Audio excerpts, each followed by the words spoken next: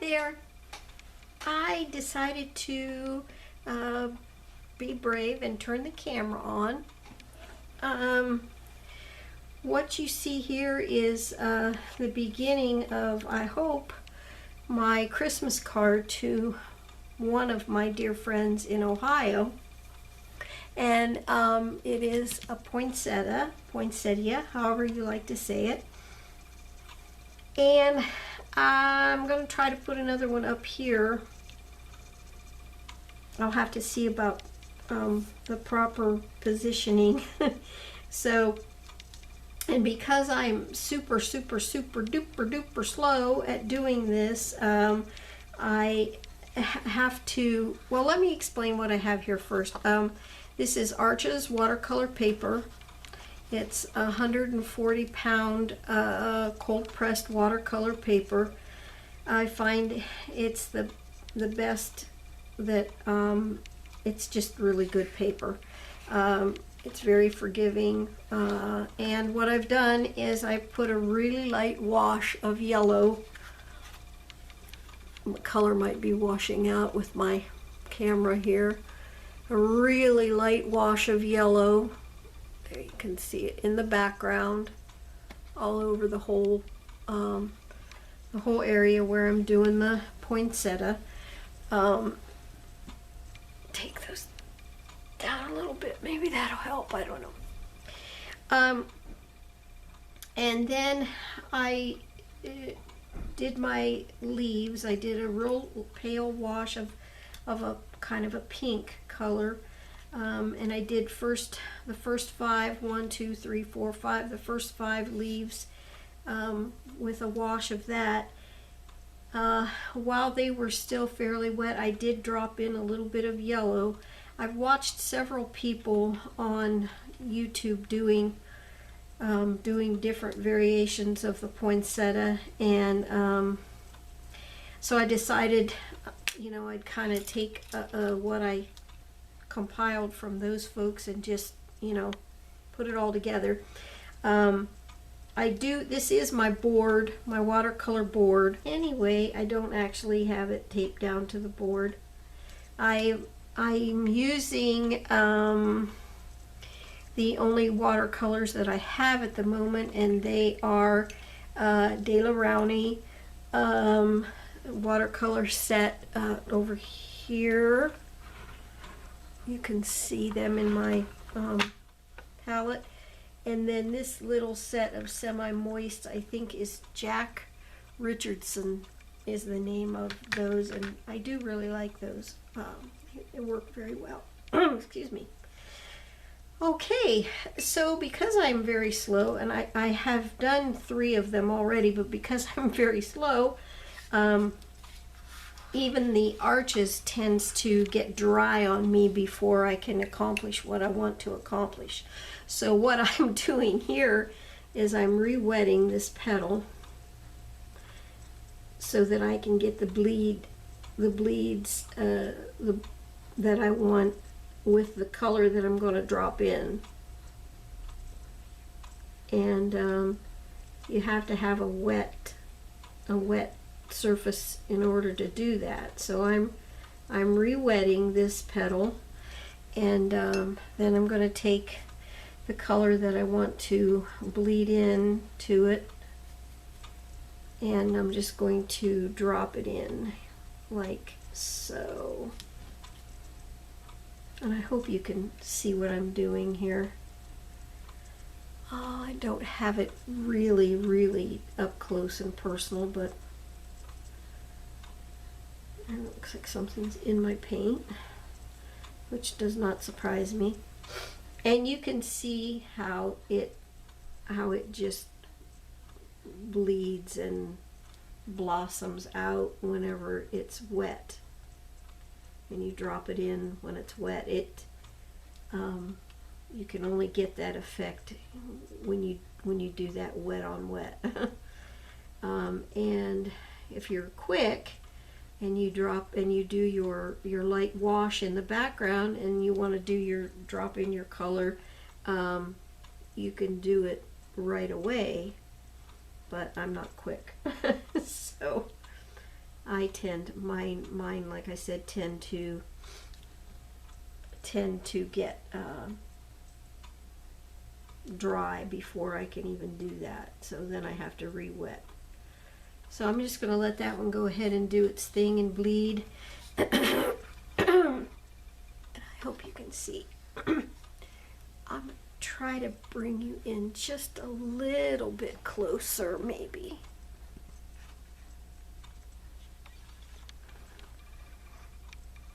Okay. That hopefully will be better. All right, so then I'm just going to rinse, and I want to get plain water. Some of this, or maybe quite a bit of this, I will definitely speed up because, like I said, I am slow and I don't want a video that's going to be 2 hours long.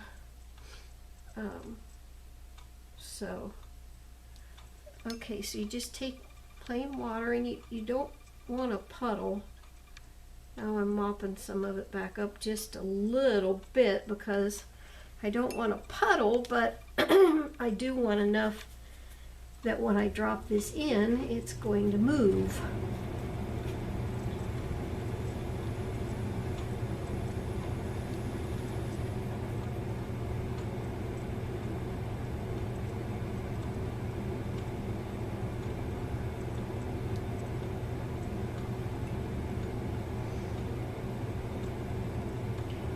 Have enough paint on your brush to get it, you know, to get it to drop in too. You know.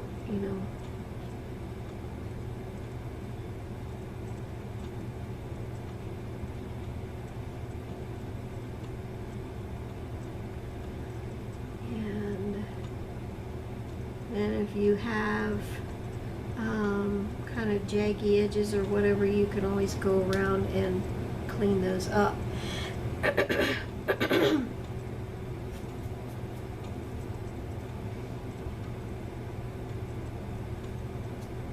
I did learn that poinsettias are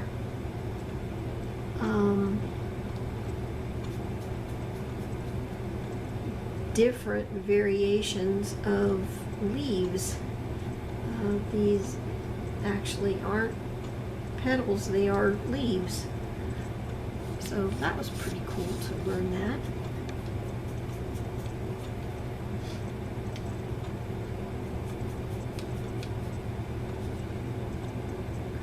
And I probably lost my window of opportunity, but I wanted to put a little bit more pink in that one. I mean, Arches does stay wet for a lot longer than more inexpensive paper, and believe me, nobody is on a stricter budget than I am, but it's well worth your while to try to at least get some Arches paper, because it's just miraculous when it comes to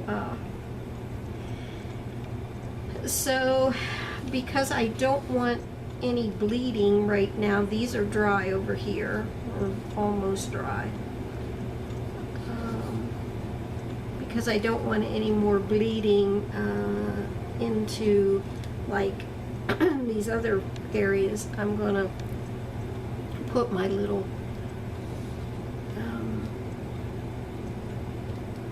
top leaves over the top now and see if I can, that makes sense, my top leaves over the top.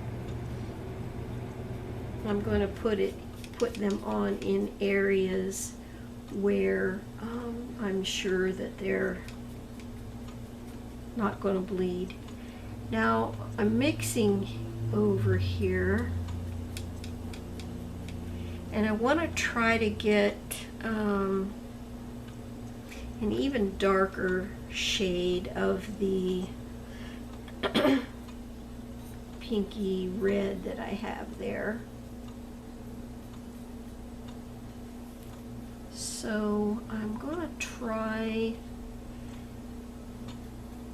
adding, and I may be sorry, but I'm going to try to add just a tiniest bit of black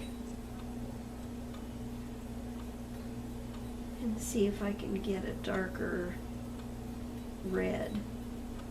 They do fade as they dry. The coloration will fade as it dries, and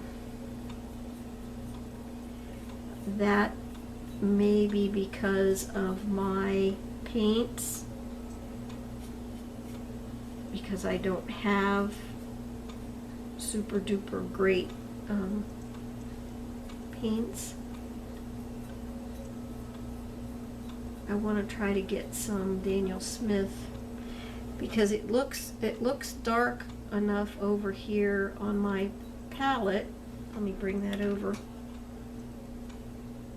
It looks dark enough over here on my palette, but I don't know how it will do whenever I put it onto the paper. This is just going to kind of be dry on dry. So what I want to do is make a little leaf. And I guess the key to these little leaves is the point. They come to a point. And that makes them an actual poinsettia.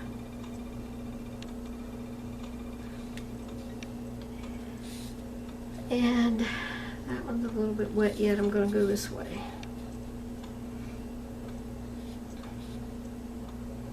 A few more of these in here. I hope I am in shot. Looks like it.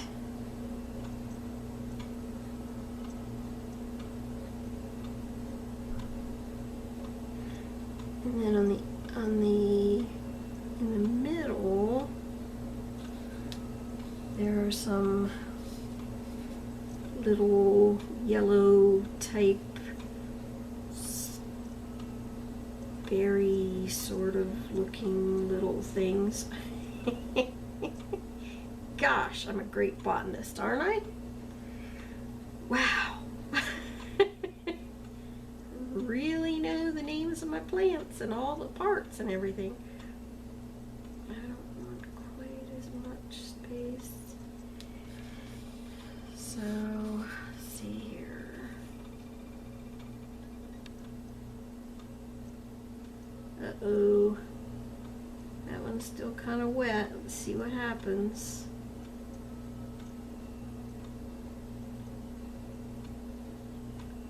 Yeah, I might let that dry a little bit before I go back to this one. Yeah, I'm going to let those dry just a hair before I go back. Well, actually, I'll hit them with the heat gun, and I will cut this out so you don't have to listen to it. It's noisy and nasty. Let's see here.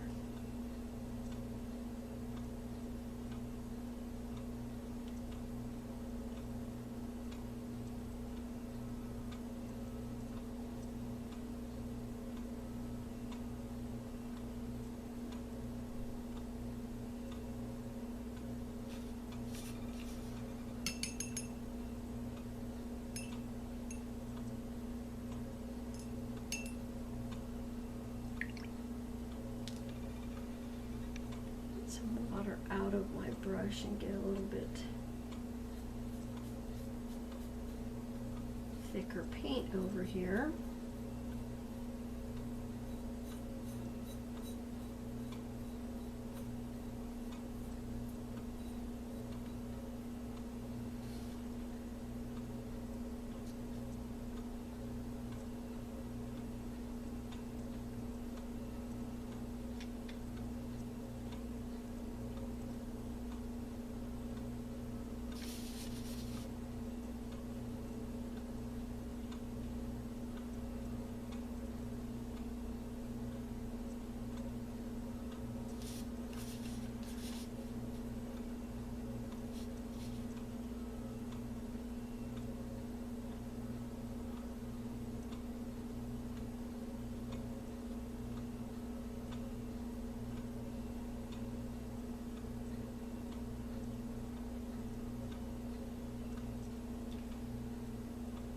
Now it's normally a lot easier. Let's see if I can speak while I'm doing this, which is highly doubtful. It's normally a lot easier to do light and then dark. It's a lot harder to go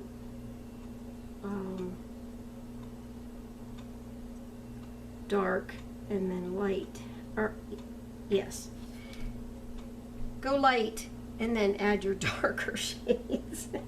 So that's why this top layer of petals is having to be quite a bit darker.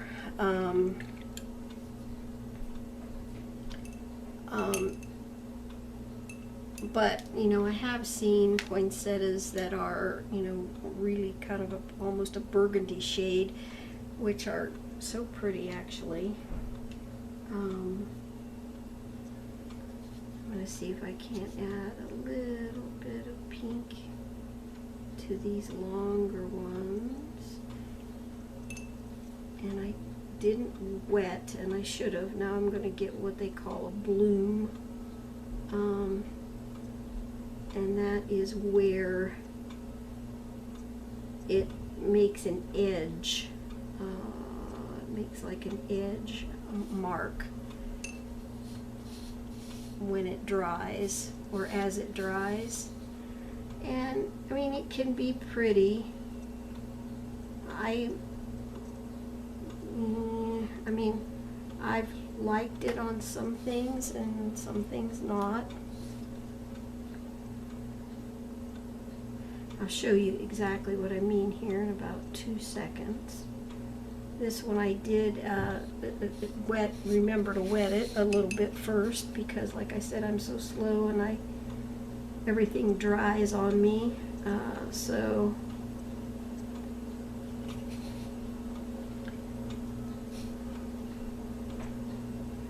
and I just wanted to make these lighter ones just a hair darker. Add a little bit more color to those. And I'll come back and show you what I meant by bloom.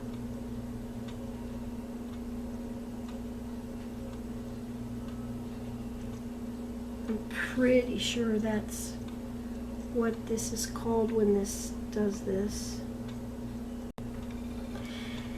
Okay, what I mean by a bloom is if you can see this line on this particular leaf right along here.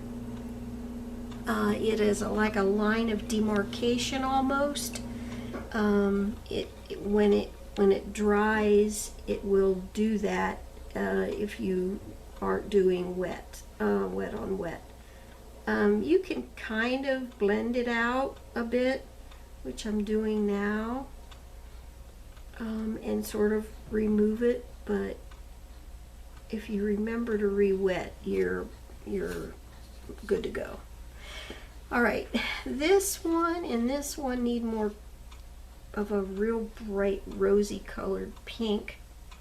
So I'm going to try to re-wet and drop a little bit of that in. Not that they all have to be the exact same color, they don't. But I think I'll add just a hair more pink.